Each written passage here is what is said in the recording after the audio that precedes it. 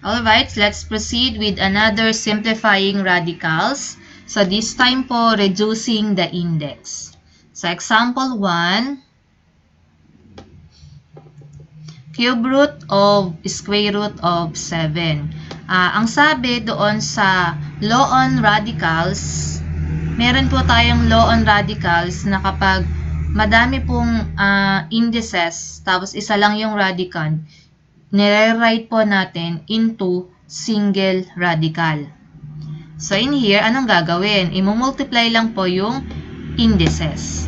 So combine into a single radical, cube root of square root of 7 is equal to 6 root of 7. So alam niyo na po yan.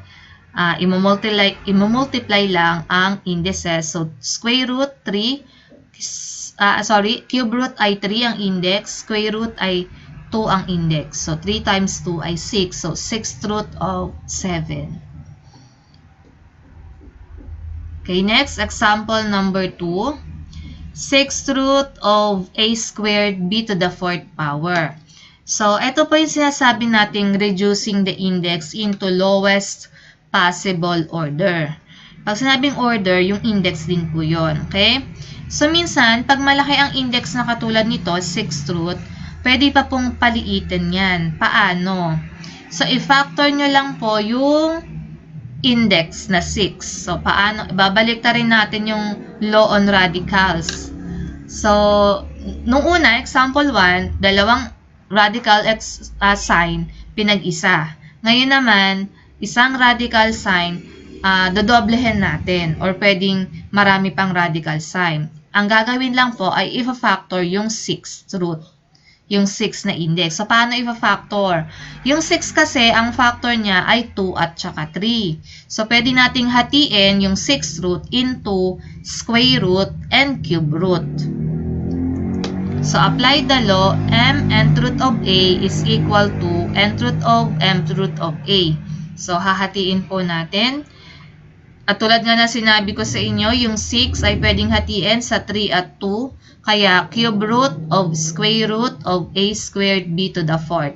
So, mahalaga po yung order, yung position, kung alin ang nasa loob, pinakaloob na radical sign, at nasa labas na radical sign. Itong cube root at saka yung square root. Titinan nyo po yung radicand. Yung radicand, a squared b to the 4th. Yung radicand ba na a squared b to the 4th ay may square root or may cube root? So, kung uunawain po natin ito, yung 2 at 4 ay divisible by 2. So, ibig sabihin, meron siyang square root. Kaya yung square root sa loob, pinakaloob natin ilalagay. Okay? So, we will have, kunin ang square root, dahil yung a squared b to the 4th power ay may square root, kunin po natin yung square root niya. So, ang square root po ng a squared b to the 4th power ay ab squared. So, matatanggal na yung square root sign kasi kinuha na natin ang square root. Ang matitira na lang ay cube root sign. So, cube root of ab squared. Dahil yung a at saka b squared ay wala ng cube root, so ito na po ang magiging final answer. So, kung mapapansin nyo po, from 6th root, naging cube root. So, yun po yung sinasabing reducing the index, kung posibleng ma-reduce. Okay? Next. Simplify 20th root of 32 m raised to 15 n raised to 5. So, another way of reducing the index is that you can transform the given radical expression into expression with a rational exponent. So, yung 32, alam po natin yan na 2 to the 5th power, m raised to 15, n raised to 5, quantity raised to 1 over 20. So, saan nakuha yung 1 over 20? Yung radicand, in-enclose lang po sa parenthesis, nilagyan ng 1 na exponent sa labas, at yung 20 ay sa index. So, 1 over 20. I-distribute yung 1 over 20. So, magiging 2 raised to 5 over 20. I-multiply po yung exponents. M raised to 15 over 20. And N raised to 5 over 20. So, we will have 2 raised to 1/4, ni lowest term na po yung rational exponent, m raised to 3/4 at n raised to 1/4. Okay, dahil naka-lowest term na po yung mga exponents, ay ibabalik natin sa radical form. So, ang ginawa lang po, dahil pare-parehas pong over 4 sila, lahat ng rational exponent, finactor out yung 1/4. So, therefore, ang matitira sa loob ay 2 raised to 1 kasi 1/4, m raised to 3 kasi m raised to 3/4, at n raised to 1 kasi n raised to 1/4. Yung 1/4 nila, finactor out na po.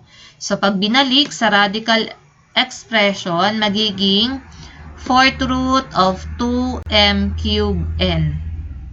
Tandaan, masasabi po na simplest form na kung yung exponent ay mas mababa kaysa sa index. So, ang exponent naman po ay mababa na kaysa sa index. So, ito na po yung final answer. 4th root of 2m cubed n. Kung mapapansin nyo po, from 20th root, naging 4th root na lang po.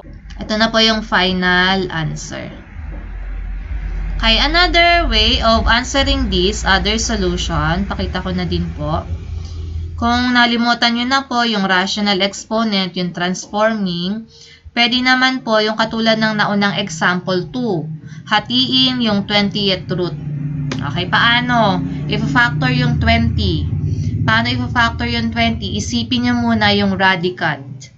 Kung mapapansin nyo po yung mga exponents sa radicand, 15 and 5, ay divisible by 5. Kaya hatiin po natin yung 20 na may 5. So, ano yun? 4 times 5.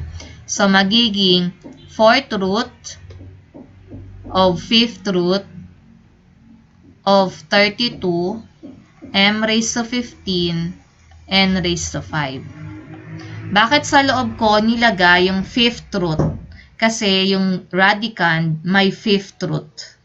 So, sa labas yung 4th root. So, kunin po itong nasa loob, yung 5th root of 32, m raised to 15, n raised to 5. So, mare-retain pa din yung 4th root. So, yung 5th root of 32 ay 2.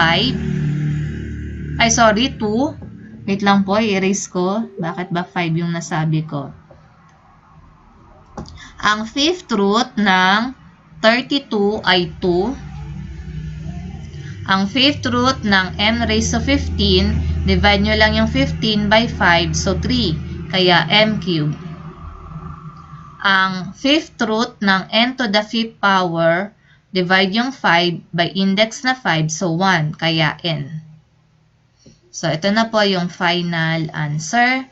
Kasi mas mababa na po yung exponent ng radicand kaysa sa index na 4. So, 4th root of 2m cubed n. So, parehas lang po yung kaninang sagot.